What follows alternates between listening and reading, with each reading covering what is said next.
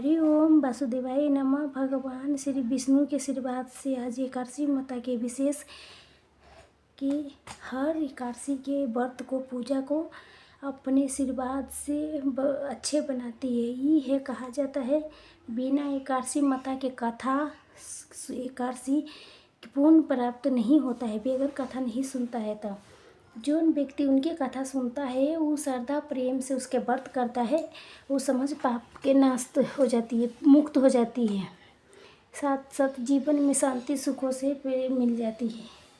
ये व्रत व्यक्ति के शारीरिक के मानसिक तनाव के दूर करते है, शुद्ध करते है आत्मा को। जो एकादशी माता के कथा सुनता है उसके होने में कभी कोई कष्ट नहीं होता है। भगवान विष्णु की कृपा सब पर बने रहते हैं। तो आज हम सुनेंगे एकादशी पवित्र कथा। सुनने से पहले एकादशी माता के पवित्र कथा के ओर बढ़ते हैं ताकि हम उनके आशीर्वाद से अपने जीवन के धनी बना सकते हैं। एक बार एक राजा बहुत बुद्धिमान कुशलशाली थे। वो राजा हमेशा अपने प्रजा पर बहुत अच्छे से ध्यान रखता था। प्रजा भी बहुत प्रेम करते थे। प्रजा भी राजा के जो दो बेटी थी राजा अपना दोनों बेटी से बहुत ज़्यादा स्नेह करती थी। राजा की छोटी बेटी देखने में बहुत सुंदर बहुत स्वस्थी थी। बड़ी बेटी छोटी बेटी के मुकाबले थोड़ी कम सुंदर थी। राजा के बड़ी बेटी राजा की छोटी बेटी माता की पूजा किया करती थी। छोटी बेटी से बहुत सब प्रेम करते थे, उसके नाम भी लिया करते थे। राजा अपना बेटी छोटी बेटी से ज़्यादा प्रेम करते थे छोटी बेटी के, जिसके कारण राजा के बड़ी बेटी अपने ही छोटी बहन से नफरत होने लगी थी। धीरे धीरे समय बीतता गया। दोनों राजकुमारी जब बड़ी हो गई तभी पड़ोस के राज्य में रहने वाले एक राजकुमार राजा के करीब बड़ी बेटी के लिए रिश्ता लेके आया था। लेकिन जैसे उस राजकुमार की दृष्टि राजा के छोटी बेटी पर पड़ी थी तो राजकुमार छोटी बेटी पर पसंद कर लिया। छोटी बेटी से पहले ही नज़र में प्रेम करने लगा। वो राजकुमार ने राजा की बड़ी बेटी के साथ विवाह करने से मना कर दिया। राजा से कहा था, महाराज मैं तो आपकी छोटी बेटी से विवाह करना चाहती हूँ। ये सब देख के अब तो बड़ी बेटी राजा को छोटी बहन क्रोधी हो गई। राजा की बड़ी बेटी ने अपनी छोटी बहन से नफरत करने लगा, सबसे दुश्मन मान लिया। राजा की बड़ी बेटी ने अपनी छोटी बहन से बदला लेने के लिए निर्णय किया। राजा की बड़ी बेटी ने अपनी छोटी बहन के जान से मारने के उपाय सोचा। आप बड़ी बेटी छोटी बहन के मारने के लिए सबसे पहले एक लड्डू में जहर मिला के अपने छोटी बहन के खाने के लिए दे दिया। छोटी बहन बहुत भोली थी, उसके अपने बड़ी बहन के चाल के बारे में पता ही नहीं था कुछ भी। जब उसने बड़ी बहन के खा लिया लड्डू, जब वो आचार्य छोटी बहन को लड्डू खाने के बाद कुछ नहीं हुआ तो बड़ी बहन सब देख के बहुत अति हो गया से मैं इसके लड्डू खिलाई थी जब तक जिंदा ही है। हार में नहीं मानी थी बड़ी बहन। जब एक रात छोटी बहन के कमरे में सो रही थी तो उसने एक मटके में सांप रख के उसके कमरे में छोड़ दिया। छोटी बहन के सांप कुछ भी नहीं बिगाड़ पाया। जिसके बाद बड़ी बहन ने अपनी छोटी बहन से कहा था, चलो बहन हम पानी कुएं में से भर के लाते हैं। छोटी बहन चलने के लिए तैयार हो गई। तब पानी भरने के बहाने बड़ी बहन ने उसके कुएं के पास ले गई और कुएं में धक्का दे दिया। लेकिन तब भी छोटी बहन के कुछ नहीं हुआ था। हर बार वो एकादशी माता उसके रक्षा कर रही थी। उधर बड़ी बहन अपने सारे प्रयास के बाद लगातार माने सफल नहीं हो रही थी, जिस कारण वो और क्रोधी हो गई। फिर उन्हें छोटी बहन को पास जाके उसके प्रश्न किया कि मेरी छोटी बहन तो क्या तुम्हें पता है मैं भगवान ने सबकी मृत्यु के निश्चय पर लिखी है। हाँ, कैसे तुम्हारे मृत्यु मेरे हाथ से होगी तुम जानती हो। तो छोटी बहन अपने बड़ी बहन के बताया, हाँ बहन बाकी तो नहीं पता लेकिन मैं जानती हूँ मेरी मृत्यु कैसे होगी। छोटी बहन ये सारी बातें सुन के अब बड़ी बहन मन ही मन खुश होने लगी। तब छोटी बहन से कहा, बहन तब मुझे बताओ तुम्हारे मृत्यु के राज क्या है। तो छोटी बहन बताया, अपने बड़ी बहन से कहा, दीदी जब मेरी मृत्यु तो बस एक तोते में है, जो तोते के गले में एक हार है उससे ये मेरी मृत्यु होगी। जब तक ले कोई मुझे व्यक्ति तोते के मार के उस हार को एक गले में पहनेगा, जब भी मेरे मृत्यु तो हो जाऊंगी और मैंने उसी हार को अपने गले में उतार के तो मैं आपास जीवित हो जाऊंगी। छोटी बहन की मृत्यु के राज जान के वो बड़ी बहन बहुत खुश हुई। उसने अपने छोटी बहन के मारने के लिए उस फालतू तोतों के ढूंढना शुरू कर दिया। उधर छोटी बहन की इस बात की आवाज़ हो गई थी, कोई तो है से मुझे जान लेना चाहते हैं। इसके लिए एक रात वो अपने पिताजी के पास गए और उन्हें अपने पिताजी से कहा, पिताजी मेरे मृत्यु के बाद आपने मुझे जलाए नहीं, मुझे आप अपने पुराने हवेली में एक पलंग पर लेटा के छोड़ दीजिएगा। मैं अपनी छोटी बेटी की बात सुन के राजा बहुत अति हो गया। राजा ने अपनी छोटी बेटी से पूछा, तुमने ये बात क्या कह रही हो? तब राजा के छोटी बेटी को बताया कि पिताजी समय किसी के लिए नहीं रुकता, क्या पता कब किसी के क्या हो जाए, इस कोई कुछ नहीं पता है। तब राजा ने उसके कहा था, तुम ऐसी बात क्यों करती हो? 2-3 दिन बाद तो तुम्हारा विवाह होना है। लेकिन छोटी बेटी ने अपने पिताजी को ऐसा ही करने पर मजबूर कर दिया। अब वो वचन ले लिया पिताजी से। जब राजा ने अपनी छोटी बेटी को बात स्वीकार करके फिर समय आने पर 2 दिन के बाद जब विवाह के समय आया, तब राजकुमार बारात लेके राजा के घर आया। राजकुमार और राजा के छोटी बेटी के विवाह के शुरू हो गई रस्में। जैसे ही राजा की छोटी बेटी राजकुमार के साथ फेरे लेने के लिए तैयार हुई, तो उसकी बड़ी बहन अपनी छोटी बहन के कमरे में जाके उसके तोतों के पकड़ लेती है और उसे जान से मार देती है। तोते के गले में जो हार था वो उसने अपने गले में धारण पहन लिया था। जैसे ही बड़ी बहन ने वो हार को अपने गले में पहना था, वो छोटी बहन जो केवल 3 फेरे लेते पाते हैं, वहीं पर वो 20 रास्ते में गिर के बेहोश हो गई। जिसके बाद राजा ने अपने बड़ी हकीम, वैद्य, डॉक्टर के बुलाया। छोटी बेटी के इलाज कराने के लिए सबके बुलाया कहा। राजा की बात सुन के जब वैद्य ने छोटी बेटी के देखा तो राजा के बताया, महाराज आपकी छोटी बेटी न तो जीवित है या न ही मरी हुई है। ये ऐसा तो पहली बार मैं देख रहा हूँ। राजा ने हकीम को ये बात सुन के ले मना कर दिया।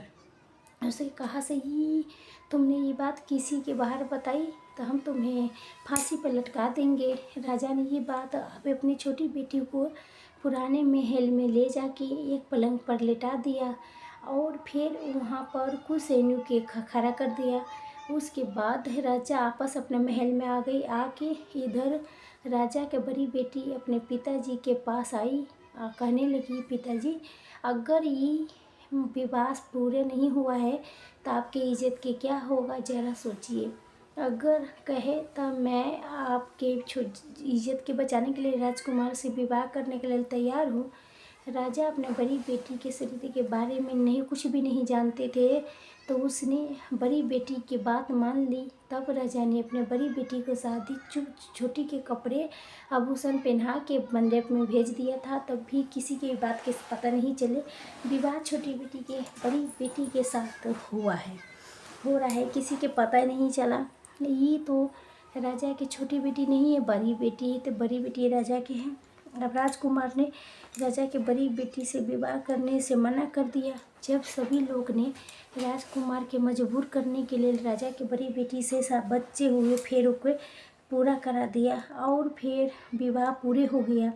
जिसके बाद राजकुमार बड़ी बेटी को अपने महल में ले गया। विवाह होने के बाद राजा राजकुमार उसके बातें करता था, ना पसंद करता था, नहीं उसके आसपास जाता था। राजकुमार ने तो फैसला भी कर लिया था कि चाहे कुछ भी हो जाए, मैं अपने प्रेम का अथी नहीं करूँगी, प्रेम के ढूंढ के रहेंगे उसके साथ क्या हुआ है। फिर एक दिन राजकुमार अपने घोड़े पर सवार होकर राजा के पुराने महल के पास पहुंच गया, जहां पर उसने सैनिकों के तैनात देखा। तो महल के पास पहुंच के राजकुमार ने जब महल के ध्यान से देखा तो समझ गया सही तो हमारे ससुर जी के महल है ये। तभी राजकुमार ने सैनिक से पूछा था, तुम लोग यहाँ क्या कर रहे हो? तो इस महल के अंदर कुछ पलंग पर कौन लेटा है? जिसके बाद राजा के सैनिक ने बताया था कि यहाँ पर राजा के छोटी बेटी लेटी है। ये सुन के राजकुमार तो बहुत प्रसन्न हुआ। वो तो तुरंत अपना प्रेमी के पास पहुँच गया, उसका सेवा करने लगा। जैसे उसके सेवा हुई तभी राजा की छोटी बेटी उठ के खड़ी हो गई। आप तो राजकुमार ये सब देख के वो खुश हो गया। उसने अपने प्रेमिका से पूछा, तुम यहाँ कहाँ क्या कर रही, तुम मेरे साथ मेरे घर चल के रहो, तुमने विवाह बीच में से अधूरा क्यों छोड़ दिया। तब राजकुमारी ने राजकुमार को सारी बातें बता दी कि मेरी जान तो एक तोते में बसती थी। ये बात मेरे सिर्फ अपने बहन के बताई थी। मुझे पता है कि इसने मेरे मारने के लिए प्रयास किया है। उसके पास एक हार है जिसके तुरंत पहन लेती है, रात को उतार के रख देती है। जब तक ले वो हार के पहनी रहती है, जब तक ले मैं मूर्छित रहती हूँ। जैसे वो हार उतार देती है तब मैं जीवित हो जाती हूँ। जब तक ले मेरी बड़ी बहन के पास वो हार रहेगा, जब तक ले मैं ऐसे ही जीवित मूर्छित होती रहूँगी। अगर मेरी बड़ी बहन के पास जो हार है वो हार मेरे हाथ लग जाए तो मैं हमेशा के लिए मैं जीवित हो जाऊँगी। सारा रहस्य जान के राजकुमार ने छोटी उसके साथ रहने के निर्णय कर लिया। अब उसने अपने बचे हुए सारे पलंग पर लेटी हुई छोटी राजकुमारी के साथ पूरे फेरे कर लिया। फिर अपने विवाह पूर्ण कर लिया। वो फिर वहीं पर रहने लगा। देखते देखते समय बीतते गए। कुछ दिनों में छोटी राजकुमारी गर्भवती हो गई। एक दिन राजकुमार को किसी काम से बाहर जाना पड़ा। तब राजकुमारी पेट में बहुत देर दर्द होने लगा। उसके बाद एकादशी माता को आवाहन किया, जिसके बाद वो माँ प्रगट हुआ। उसका प्रसव बच्चे हुआ, एक पुत्र के प्राप्ति हुआ। जब वहीं पर अचानक से राजकुमार भी अचानक आ गया। 11 माता को देखा तो आश्चर्यचकित हो गया। उसने तुरंत 11 माता को प्रणाम किया। 11 माता ने राजकुमार से कहा है, जब तुम्हारा पुत्र 5 वर्ष के हो जाएगा तब अपने पत्नी के हार उसके गले में डाल देना। देखते देखते राजकुमार अपना राजा की छोटी बेटी पुत्र 5 साल के हो गया। तभी राजकुमार कहने लगा था, बेटा मैं कुछ काम से बाहर जाती, तुम अपने माता के ध्यान रखना। ऐसा कह के वो वहाँ से चला गया। लेकिन जब राजकुमार वहाँ से बाहर जा रहा था तभी बड़ी बहन के सैनिकों ने उसके देख लिया। अब बड़ी बहन को जाके सारी बात बता दी। इसके बाद बड़ी बहन ने अपनी छोटी बहन के पुत्र के अपहरण करवा दिया और उसको बर्बाद दी। छोटी बेटी के पुत्र को 2 टुकड़े करवा दिया। तभी पहले टुकड़ा चक्के के पास छुपा दिया, दूसरा टुकड़ा अपने पलंग के नीचे छुपा ली। लेकिन 11 माता अपने भक्तों के कष्ट भी नहीं देख सकती।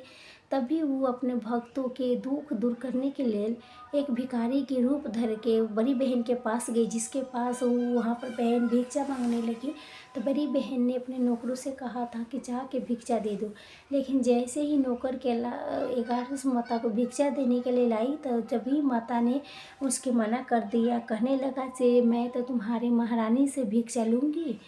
इसके बाद बड़ी बहन खुद आके भिक्षा देने लगी 11 माता के। तभी माता एक पीली के रूप धारण करके उसके कमरे में चली गई। वहाँ छोटी बेटी के पुत्र के दोनों टुकड़ों के आपस में जोड़ दिया। टुकड़े जुड़ते ही राजकुमार आपस जीवित हो गया। तभी 11 माता उस नानक बालक को आपस लेके आ गई। अब तक 11 माता ने राजकुमार के सारे रहस्य समझा दिया था। अब राजकुमार अपने बेटे के लिए बड़ी राजकुमारी के पास गए। अगर तुम इसके ध्यान अच्छे से रखोगे तभी तुमसे बात करूँगी, और ना तो बड़ी राजकुमार के पास रहने लगा। एक दिन राजकुमार अपने बच्चे से कहने लगा, बेटा आज तुम्हारे माँ से उनके गले के हार मांग लेना। अपने पिता की बात मान के नाना राजकुमार माँ के पास गया। कहने लगा, माँ मुझे तुम्हारा हार चाहिए। ये सुन के बड़ी राजकुमारी पहले तो बहुत क्रोधी हुई, फिर वो याद आया, चल राजकुमार कहा था कि अगर मैं इस बच्चे के ध्यान अच्छे से रखूँगी तभी मैं मुझसे बात करेंगे। तो इसका ये गले में पहना हुआ हार वो बच्चे के दे दिया। बालक ने वो हार तुरंत ले जाके अपने पिता को दे दिया। तभी राजकुमारी अपने बेटा के लेके राजकुमार जाने लगा। अपनी पत्नी से कहने लगा कि मैं आज शाम को तुम्हारे साथ खाना खाऊंगा। ऐसा कह के अपने बेटे के लेके चली गई। जब जिसके बाद उन्हें सीता राज गया, वहाँ सारे बात सच सच बता दी। राजा अपने बड़ी बेटी के सारे करतूत सुन के बहुत क्रोधी हुई है। साथ में अपने परवरसी के दोष लगाया। इसके अलावा राजकुमार को अपनी छोटी बेटी के साथ रहने के आदेश दे दिया। इस प्रकार के 11 माता के कृपा से राजकुमार रानी की छोटी राजकुमार की पुत्र अपना साथ में रहने लगी। प्रेम से बोले एकादशी माता की जय। अब सुनिए रंग भरी अम्ले एकादशी के पूरी कथा। एक बार धनुराज स्त्री ने भगवान कृष्ण से कहा, हे श्री कृष्ण जी, मैं विजय एकादशी के महत्व जो महान फल देने वाला है सुन लिया है। आप मैं फागुन मास के शुक्ल पक्ष के एकादशी के नाम मुझे बताने की कृपा करें। तब भगवान श्री कृष्ण बोला, महान भगवतम, सुनो तुम इसे मैं सुनाता हूँ। जिससे राजा ने पूछने पर महात्मा विशेष जी ने कहा था, फागुन शुक्ल पक्ष के एकादशी के नाम अम्ले की एकादशी है। इसका पवित्र व्रत विष्णु लोक की प्राप्ति कराता है। ऋषि ने पूछा, तुम श्रीत ये अम्ले के उत्पन्न कब हुई थी? विशेष शिक्षक ने बताया, महाभारत में पृथ्वी पर अम्ले की उत्पत्ति हुई। किस प्रकार हुई थी ये बताता हूँ। अम्ले के महावृक्ष जो सब पाप के नाश करने वाला है, भगवान विष्णु के थूकने पर उसके मुंह से चंद्रमा के समान एकांतिक माँ एक बिंदु प्रकट हुआ। वो बिंदु पृथ्वी पर गिरा। उसी में से अम्ला के पेड़ जन्म लिया। उसी सभी वृक्ष के अधीन घुलूट कराता। इसके समय समझ प्रजा के सृष्टि करने के लिए भगवान ने शरीर ब्रह्मा जी की उत्पन्न किया था। उनके सब प्रजा को सृष्टि हुई। देवता, दानव, गंधर्व, एक राक्षस, नागो, निर्मल अंतकरण वाले भी कुम ईसा ब्रह्मा जी ने जन्म दिया। उसमें देवता ऋषि एक स्थान पर आ गई। वहाँ महाविष्णु के अम्ले के वृक्ष था। वहाँ मांग भागी हुआ था। फिर वो एक दूसरे की ओर देखते हुए उत्तम कुंद वृक्ष की ओर देखने लगी।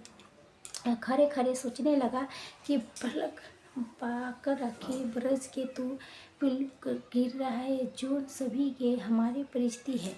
जब किंतु इस गाछ के नहीं जानती हूँ ये वृक्ष क्या है। सबके पता नहीं था किसी के से क्या है। तभी ने सब हमारे परिचित थे किंतु इस वृक्ष के नहीं जानते। उस प्रकार चिंता करते हुए देख आकाशवाणी हुई। तभी ने संतुष्ट हो या बोले, मैं ऋषि तुम्हें कौन सा वरदान दूँ बताइए। ही ऋषि बोले, भगवान अगर आपने संतुष्ट है तो हम लोग के लिए हित के लिए कोई ऐसा व्रत बताइए कि जहाँ स्वर्ग में मोक्ष लोक में प्राप्त होने वाला हो। श्री विष्णु बोले, ऋषियों, फागुन शुक्ल पक्ष में जे अगर पुष्पी नक्षत्र से होते युक्त द्वादशी हो, वो महान पुण्य देने वाली एकादशी है। बड़े बड़े पाप को नाश करने वाले होती है। तो वही अपने विशेष कर्तव्य है। उसे भी सुने। अमल के एकादशी में अमले के वृक्ष के पास जाके वहाँ रात्रि में जागरण करना चाहिए। इससे मनुष्य के सब पापों से छूट जाता है। शहीद क्रोध की सही प्राप्त मिलता है।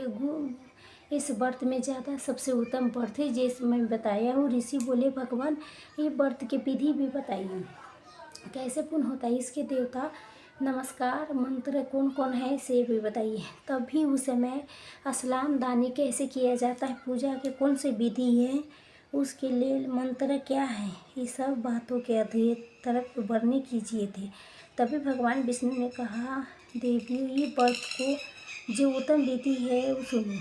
तत्काल धनी धावन करके ये संकल्प करेंगे कि हे मुनकर का, हे एकादशी को व्रत रह के दूसरे दिन भोजन करूँगा, आप मुझे शरण में रखें। ऐसा नियम लेने के बाद इस पर खंडी दोहारा मर्यादे करने वाले और गुरु पत्नी के घर में करने वाला तालाब न करे। अपने मन के बस में रखते हुए नदी में, पोखरी में, कुएं पर अगर स्नान करने से पहले शरीर में मिट्टी लगाए। मिट्टी लगाने के बाद मंत्र अत्र ज्ञान रत ज्ञानते विष्णु गणन्ते ईशम मृत्ते हर पापम जलम कुटम शरीर मदम। अर्थात हे विश्रम में आपके ऊपर रथ चला सकते हैं। बावन अवतार के समय विष्णु भगवान के आपने अपने पैरों से नापा था। मृत्यु में करोड़ों जन्म में